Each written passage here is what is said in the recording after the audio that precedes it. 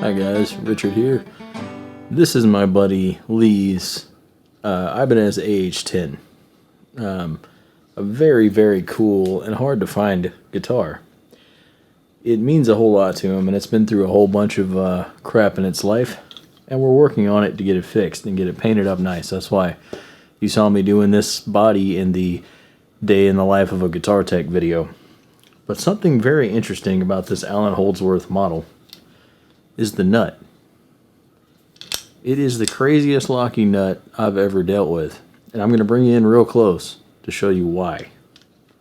So let's take a look at how this actually works. So pardon all the dust and stuff, all this will be cleaned off once I get this nut taken off.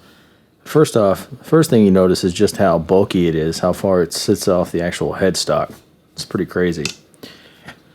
Secondly, it has these little flip over thingies, these little, I guess, covers for the screws, which from what I understand, and I've never actually locked one of these down, but when you have the strings in it and you push down, if you watch real carefully right here, it pushes down. It's tough to see, but it pushes down and locks in the strings with even more pressure.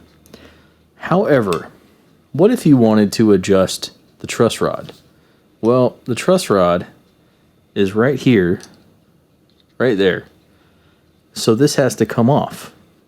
So on first glance, there's a couple little screws right here.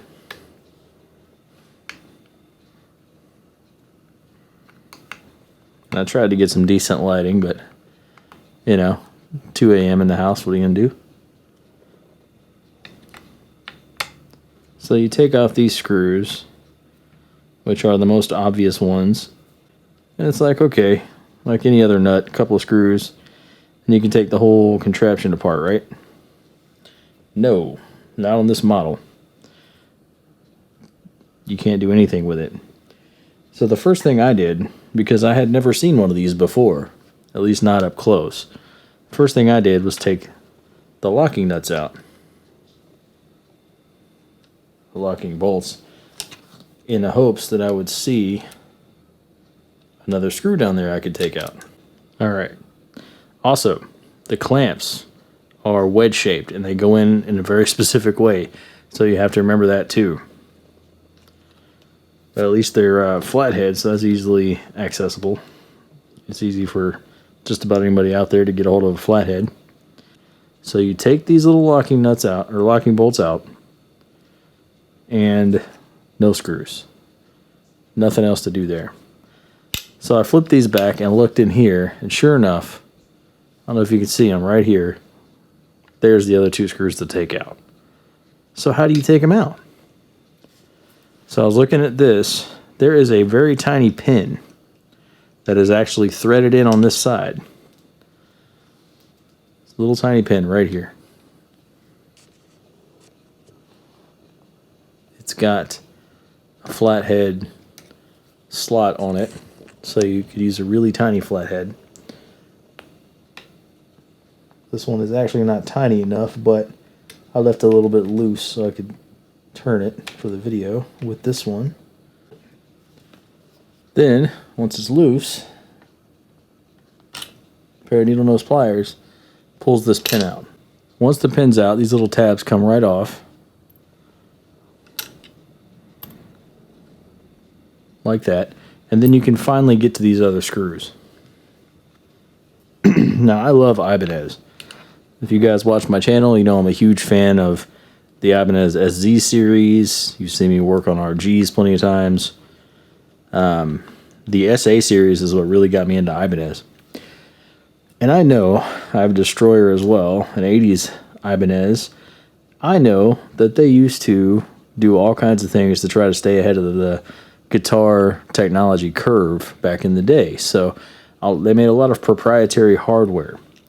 And this is definitely one of them. So this crazy piece right there, that's sort of the whole body of it. And then that's not all. The locking nuts are totally separate. Little lock blocks come out as well.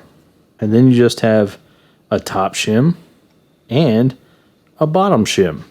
And all this has to be put back together to make it work properly. So let's count how many parts are in this locking nut. Okay, we have the pin, we have our shims, we have a bolt. Each bolt has a washer. We have our clamping blocks, the ones that actually clamp down, which are little wedges, which again, proprietary. If you lose one of these, imagine how hard it would be to find one. You'd have to grind one yourself. All right, we have our little locking plates down here, which, if you notice, are angled on one side, not the other, so they have to go back in just right. We have our 4 screws that hold the whole thing down. The other 2 are in the block. We have the block itself, the whole body of it, and we have the 3 tabs, little clamp pieces.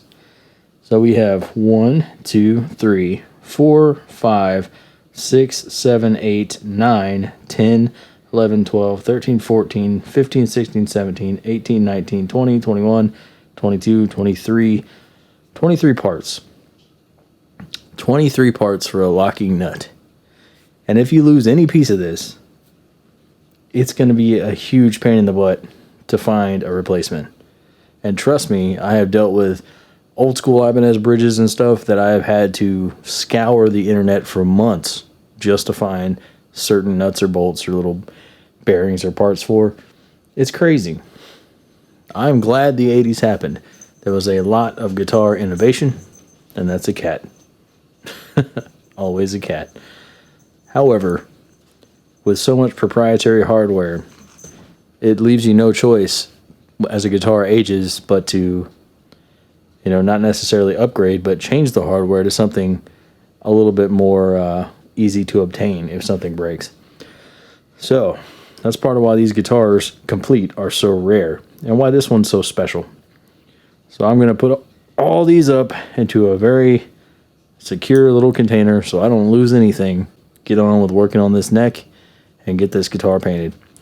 So thanks for watching, guys. I just wanted to introduce you to this crazy, crazy nut. I don't know if you've heard of it before. If you have, tell me about it. I'd like to know your experience with wild Ibanez stuff or any old guitar stuff. Washburn had that Wonder Bar trim, which was pretty crazy too. All kinds of fun 80s crazy innovations. It's actually really, really cool because this is a piece of history right here. Maybe it's not the best piece, but it's a cool piece of history. Thanks for watching, everybody. Hope you enjoyed this video. I'll see you next time.